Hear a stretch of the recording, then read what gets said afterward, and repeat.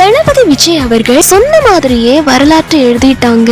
தமிழ்நாட்டில் 2026 சட்டசபை தேர்தலில் வரலாறு காணாத வெற்றியை டிவிகே தலைவர் விஜய் அவர்கள் பெற்றிருக்காங்க. எப்படியோ பல பிரச்சனைகளையும் தாண்டி நம்ம தளபதி விஜய் இப்போ தமிழ்நாட்டோட முதலமைச்சரா கெத்தா கோட்டையில உட்காந்துட்டாரு. முதலமைச்சர் ஜோசப் விஜயோட அந்த முதல் கையெழுத்து யாருக்காக இருக்கும் அப்படின்னு பல பேர் நிறைய எதிர்பார்ப்போட இருந்தாங்க.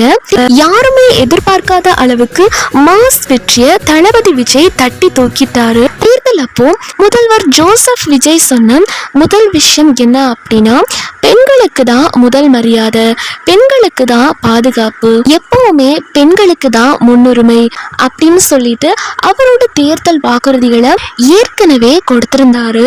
நம்ம முதல்வர் ஜோசப் விஜய் அவர்கள் என்ன சொல்றாரு அப்படின்னா, நாங்க செய்ய முடியறத மட்டும்தான் சொல்லுவோம், சொன்னதை செய்வோம் அப்படின்னு அடிச்சு சொல்றாரு.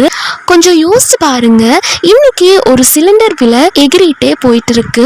சாதாரண ஒரு நடுத்தர குடும்பத்துல பட்ஜெட் போடவே திணறாங்க. இப்போ இந்த நேரத்துல கையில காசு கிடைச்சா அது எவ்வளோ பெரிய விஷயம் அப்படின்றது உங்களுக்கே தெரியும். முதல்வர் ஜோசப் விஜய் என்ன சொல்றாரு அப்படின்னா, நாங்க பொய்யான வாக்குறுதிகள் எதுவுமே கொடுக்கல அப்படின்ற மாதிரி உறுதியா சொல்றாரு. மே 7ஆம் தேதியே அவர் முதலமைச்சர் ஆகிறதா இருந்துச்சு. ஆனா சில இழுபறிகளால மே 10ஆம் தேதி தான் பதவி ஏற்றிருக்காரு.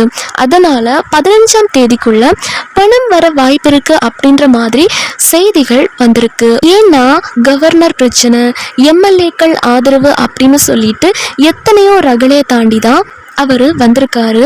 இப்போ அவரோட முழு கவனமும் நடுத்தர குடும்பத்து பெண்கள் மேலதான் இருக்கு. பெண்களுக்கு ரொம்ப ரொம்ப முக்கியத்துவம் கொடுத்துதான் அவரோட வாக்குறுதிகள் எல்லாமே இருக்கு. அது மட்டும் இல்லாம இன்னும் சிறப்பான பல திட்டங்கள் அப்படின்றது வந்துட்டே இருக்குங்க. இப்போ எல்லாருடைய கேள்வி என்ன அப்படின்னா, இந்த மே மாசம் மகளிர் உரிமை தொகை நம்ம அக்கௌண்ட்ல போடுவாரா மாட்டாரா அப்படின்ற கேள்விதான் நிறைய பேர் மனசுல போயிட்டு இருக்கு. அவர் முதல்வர் ஆனதே ஒரு வரலாற்று சாதனை தான். விஜய் அவர்கள் மகளிர் உரிமை தொகையை கட் பண்ணாம கொடுப்பார் அப்படின்னு நிறைய பேர் சொல்றாங்க. இன்னும் சில பேர் என்ன சொல்றாங்க அப்படின்னா, பதவியேற்பு விழால சிஎம் ஜோசப் விஜய் அவர்கள் கடந்த அரசு கிட்டத்தட்ட ரூபாய் 10 லட்சம் கோடிக்கு மேல் கடன் வாங்கி கஜானாவை துடைத்துவிட்டு சென்றுள்ளது அப்படின்னும், தூக்க முடியாத சுமையை ஏற்றி வைத்துள்ளது அப்படின்னும் சொல்லியிருக்காங்க. ஸோ இதனால நிறைய பேர் என்ன சொல்றாங்க அப்படின்னா, மகளிர் உரிமை தொகை சிஎம் ஜோசப் விஜய் அவர்கள் கட் பண்றதுக்கான வாய்ப்புகள் இருக்கு அப்படின்னு பேசிக்கிறாங்க. இந்த பதிவுக்கு நம்ம முன்னாள் முதலமைச்சர் மு.க. ஸ்டாலின் என்ன சொல்லியிருக்காரு அப்படின்னா, எடுத்த எடுப்பிலேயே அரசிடம் பணம் இல்லை என பேச ஆரம்பிக்காதீங்க, அனுமதிக்கப்பட்ட வரம்புக்குட்பட்டே தமிழ்நாட்டின் கடன் அளவு இருக்கிறது, இந்த மாதிரி சொல்லியிருக்காங்க. காசு இல்ல அப்படின்னு சொல்றாங்க. ஆனா விடிய காத்தால எல்லார் அக்கௌண்ட்லயும் 5000 ரூபாய் போடுறீங்களா? அது எப்படி? 2000 போடுறீங்க, 3000 போடுறீங்க, 4000 போடுறீங்க, இதெல்லாம் எப்படி? சோ கவர்மெண்ட்ல காசு இருக்குது, பற்றாக்குறை தான் காரணம். நான் ஒன்னும் தேவ தூதன்லாம் கிடையாது. 10 லட்சம் கோடிக்கு மேல கடன் வாங்கி வச்சுட்டு போயிருக்கிற இன்னைக்கு அந்த தமிழ்நாடு அரசு இருக்கிறப்போ, கஜானாவை சுத்தமா தொடச்சி வலிச்சு வச்சுட்டு போயிருக்கிறப்போ, தூக்க முடியாத சுமையை ஏத்தி வச்சுட்டு போயிருக்கிறப்போ, தமிழக முதலமைச்சராக பதவியேற்ற ஜோசப் விஜய் அவர்கள் முதல் கையெழுத்தா 2500 ரூபாய் மகளிர் உரிமை தொகை 2200 ரூபாய்க்கு கையெழுத்து போடுவார் அப்படின்ற மாதிரி செய்திகள் வெளியாகி இருந்துச்சு. அவரோட முதல் கையெழுத்து என்னவா இருந்துச்சு அப்படின்னா, இலவச மின்சாரம், தமிழக மக்களுக்கு 200 யூனிட் இலவச மின்சாரம் வழங்கும் திட்டத்திற்கு கையெழுத்து போட்டிருக்காரு. அது மாசம் 200 யூனிட் ஃப்ரீ கரண்ட் வந்தா நம்ம கரண்ட் பில் பாதிக்கு பாதி குறையும். ஆனா சிக்கல் எங்க வருது அப்படின்னா, சம்மர் டைம்ல கரண்ட் பயன்பாடு எகிரும். ஏற்கனவே நம்ம தமிழ்நாட்டு மின்சார வாரியம் பெரிய கடன்கள் தத்தளிச்சிட்டு இருக்கு. இதுல எக்ஸ்ட்ராவா கரண்ட் வாங்கி 200 யூனிட் ஃப்ரீயா கொடுக்கணும் அப்படின்னா பட்ஜெட்ல பெரிய தொகையை ஒதுக்க வேண்டி இருக்கும். இதை எப்படி பேலன்ஸ் பண்ண போறாங்க? அதுக்கப்புறமா பெண்களுக்கு தனி பாதுகாப்பு படை அப்படின்றதுக்கும் கையெழுத்து போட்டிருக்காங்க. அதுக்கப்புறமா முதல்வர் ஸ்டாலின் அவங்க முன்னாடியே 5000 ரூபாய் கொடுத்துருந்தாங்க. பட் அது எல்லாமே மக்கள் வந்து செலவு பண்ணியிருப்பாங்க. பல முக்கிய தேர்தல் வாக்குறுதிகளை சிஎம் ஜோசப் விஜய் கொடுத்துருக்காங்க. அதில் முக்கிய 2 வாக்குறுதிகள் பெண்களுக்கு இலவச கேஸ் சிலிண்டர் மற்றும் 2500 ரூபாய் மகளிர் உரிமை தொகை அப்படின்ற மாதிரி சொல்லியிருக்காங்க. ஒவ்வொரு வீட்டுக்கும் இது 2ம் தான் முக்கியமான தேவைகள். ஸோ எல்லாருமே இதைத்தான் எதிர்பார்த்துட்டு இருப்பாங்க. 2500 ரூபாய் மற்றும் சிலிண்டர் அவங்களோட தேவைகளை பூர்த்தி செய்கிற மிக முக்கியமான ஒன்று. ஏற்கனவே 1000 ரூபாய் கிடைச்சிட்டு இருந்தப்போ எல்லாரும் ரொம்ப சந்தோஷப்பட்டாங்க.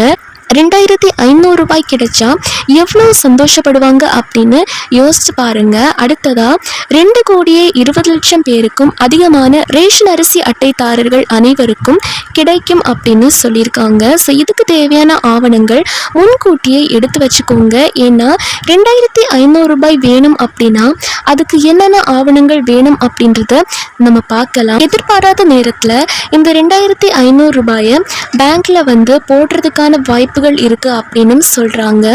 ஸோ எப்படி ஆனாலும் பேங்க்ல தான் இந்த அமௌண்ட் வந்து போட போறாங்க நம்ம கவர்மெண்ட். ஸோ ஆதார் கார்டு இதுக்கு வந்து வேணும். உங்க ஆதார் கார்டு வங்கி கணக்கோட லிங்க் ஆகி இருக்கா அப்படின்னு செக் பண்ணிக்கோங்க. உங்களோட வங்கி கணக்கு ஆக்டிவ்ல இருக்கா அப்படின்னு பாருங்க. சேலில் இருக்கா அப்படின்னு செக் பண்ணி பாருங்க. அடுத்ததா உங்களோட பேங்க் அக்கௌண்ட், ஆதார் கார்டு, அடுத்ததாக ஃபோன் நம்பர் ஆக்டிவாக வச்சுக்கோங்க. ஏன்னா இந்த 2500 ரூபாய் மகளிர் உரிமை தொகை பற்றின எந்த ஒரு மெசேஜாக இருந்தாலும் எல்லாமே உங்களோட ஃபோன் நம்பருக்கு தான் வரும். இப்போ நீங்கள் ஃபார்ம் எழுதி கொடுத்தாலும் ஃபோன் நம்பர் அதில் வந்து கொடுப்பீங்க. அந்த ஃபோன் நம்பருக்கு தான் எல்லா விஷயங்களுமே வரும். ஆதார் கார்டில் உங்களோட நேம் வந்து மிஸ்மேட்ச் ஆகக்கூடாது, தப்பாக இருக்கக்கூடாது. பேங்க் புக்லேயும் எந்த பிரச்சனையும் வரக்கூடாது. அதே மாதிரி ஃபோன் நம்பர்லேயும் எந்த பிரச்சனையும் வரக்கூடாது. அடுத்ததாக ரொம்ப முக்கியம், ரேஷன் கார்டு குடும்ப தலைவி பார்த்தீங்க அப்படின்னா பெண்களாக தான் இருக்கணும். அப்படி இல்லைன்னா குடும்ப தலைவருக்கு அடுத்ததாக பெண்களாக வந்து இருக்கணும். ஆனால் குடும்ப தலைவியாக இருந்தால் அந்த ரேஷன் கார்டுக்கு எந்த பிரச்சனையும் இல்லாமல் கட்டாயம் வந்து கிடைக்கும். அடுத்ததாக முதியோர் உதவித்தொகை வாங்குறவங்க இந்த மகளிர் உரிமை தொகை வாங்க முடியாது. நீங்கள் ஓஏபி வாங்குறவங்களா இருந்தால் இந்த மகளிர் உரிமை தொகை வாங்க முடியாது. நீங்கள் 60 வயசுக்கு மேலே இருந்து அப்ளை பண்ணால் மகளிர் உரிமை தொகை கிடைக்காது. இன்னும் நிறைய விஷயங்கள் இருக்குது. ஃபார்ம் கொடுக்கும்போது இதை பற்றி சொல்கிறேன். நிறைய பேர் எதுக்கு அப்ளை பண்ணுறோம் அப்படின்னு தெரியாமலே வந்து அப்ளை பண்ணுறாங்க. தப்பாக அப்ளை பண்ணால் ரிஜெக்ட் ஆக வாய்ப்பு இருக்குது. ஸோ மகளிர் உரிமை தொகை ஃபார்ம் வந்து என்னைக்கு கொடுக்குறாங்களோ அதுக்கு முன்னாடி வீடியோ அப்லோட் பண்ணி உங்களுக்கு இன்ஃபார்ம் பண்ணுறேன். அண்ட் அந்த ஃபார்ம் வந்து எப்படி ஃபில் பண்ணணும் அப்படின்னு சொல்கிறேன். அண்ட் என்னைக்கு கரெக்டாக என்னைக்கு தேதிக்கு மகளிர் உரிமை தொகை உங்கள் வங்கி கணக்குக்கு போட போகிறாங்க அப்படின்றத பற்றியும் டீட்டெயில்டாக வீடியோ வந்து போடுறேன். இப்போ நீங்கள் உங்கள் பேங்க் அக்கௌண்ட்டை ஆக்டிவேட் பண்ணி வைங்க, ஆதார் கார்டு ஆக்டிவேட் பண்ணி வைங்க, உங்கள் ஃபோன் நம்பரை பேங்க் அக்கௌண்ட்டில் லிங்க் பண்ணி வைங்க. மீறி தகவல் அடுத்தடுத்த வீடியோவில் அப்லோட் பண்ணி உங்களுக்கு இன்ஃபார்ம் பண்ணுறேன். ஏன்னா அடுத்தடுத்து சிஎம் ஜோசப் விஜய் அவர்கள் இன்னும் பல திட்டங்களை வந்து கொண்டு வர போகிறாரு. அந்த விஷயங்கள் தெரிஞ்சுக்க நம்ம சேனலை இப்போவே சப்ஸ்கிரைப் பண்ணி பக்கத்தில் வர பெல் சிம்பலை கிளிக் பண்ணி ஆல் அப்படிங்கிற ஆப்ஷனை செலக்ட் பண்ணி வச்சுக்கோங்க.